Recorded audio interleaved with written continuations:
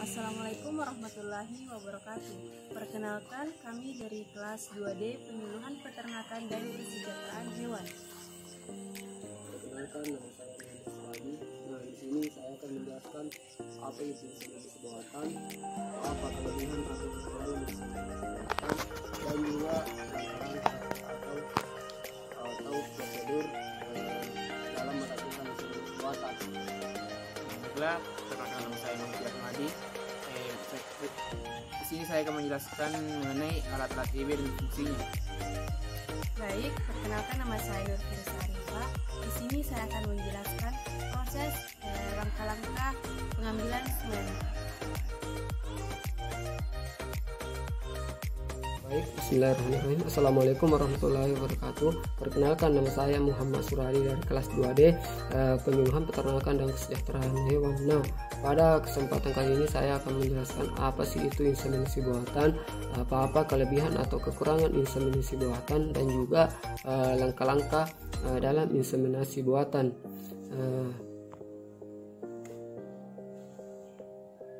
Inseminasi buatan atau IB adalah proses memasukkan semen beku atau spermatozoa yang telah dicirikan yang berasal dari ternak jantan unggul ke dalam saluran alat reproduksi betina sehingga mampu meningkatkan mutu genetik hewan ternak dalam waktu singkat dan menghasilkan anakan berkualitas dalam jumlah banyak dengan menggunakan bantuan manusia dan alat khusus yang disebut insemination gun.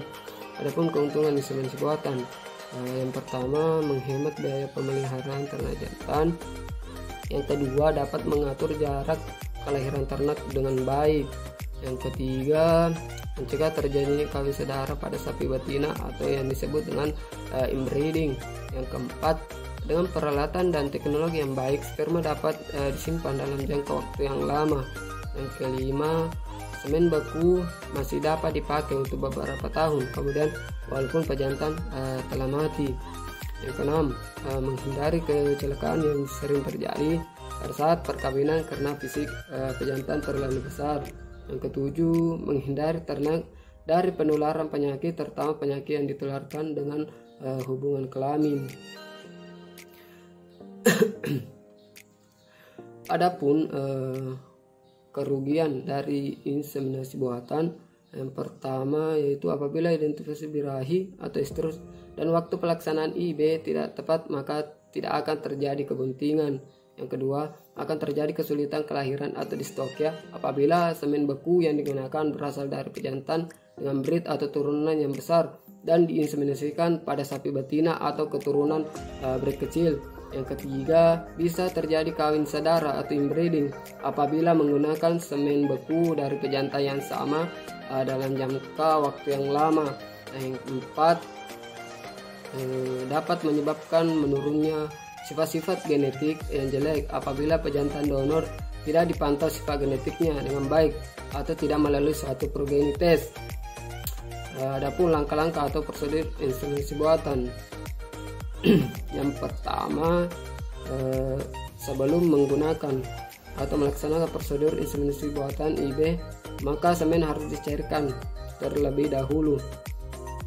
Yang kedua, dengan mengeluarkan semen beku dari nitrogen cair dan memasukkannya dalam air hangat atau meletakkannya di bawah air yang mengalir dengan suhu untuk tawing yang baik adalah 37 derajat Celcius. Jadi semen atau straw tersebut dimasukkan dalam air dengan suhu badan 37 derajat Celcius selama 7-18 detik. Yang ketiga, setelah ditawing, straw dikeluarkan dari air kemudian dikeringkan dengan tisu. Yang keempat, kemudian straw dimasukkan dalam gun dan ujung yang mencuat dipotong dengan menggunakan gunting bersih. Yang kelima, setelah itu plastik atau sheet dimasukkan pada gun yang sudah berisi semen beku atau straw. Yang keenam, sapi dipersiapkan atau dimasukkan dalam kandang jepit. Yang ketujuh, petugas inseminasi buatan atau IB memakai sarung tangan yang disebut dengan glove pada tangan yang akan dimasukkan ke dalam rektum. Yang kedelapan, tangan petugas inseminasi buatan atau IB dimasukkan ke rektum hingga dapat menjangkau dan memegang leher rahim atau serviks. Apabila dalam rektum banyak kotoran harus dikeluarkan terlebih dahulu. Yang kesembilan, semen atau disemprotkan pada badan uterus, yaitu pada daerah yang disebut dengan posisi keempat. Yang ke-10, setelah semua langkah-langkah atau prosedur tersebut dilaksanakan, maka keluarkanlah gown dari uterus dan serviks secara perlahan-lahan. Baiklah, Assalamualaikum warahmatullahi wabarakatuh. Saya akan menjelaskan tentang alat IB dan fungsinya. Yang pertama yaitu inseminasi GAN. Inseminasi GAN digunakan untuk memasukkan semen beku ke dalam saluran reproduksi betina, yaitu vagina dan serviks. Yang kedua yaitu gunting straw. Gunting diperlukan untuk menggunting ujung straw. Setelah straw dimasukkan ke dalam inseminasi GAN, sebelum menggunting harus dipastikan bahwa gunting ini steril. Yang ketiga yaitu pinset. Pinset digunakan untuk mengambil straw dari kanister atau termos. Yang keempat yaitu kontainer atau termos straw. Termos khusus berlubang pada bagian tutupnya digunakan untuk wadah nitrogen cair. Termos straw digunakan untuk menyimpan dan menampung semen agar tetap pada suhu normal. Yang selanjutnya yaitu plastik sheet.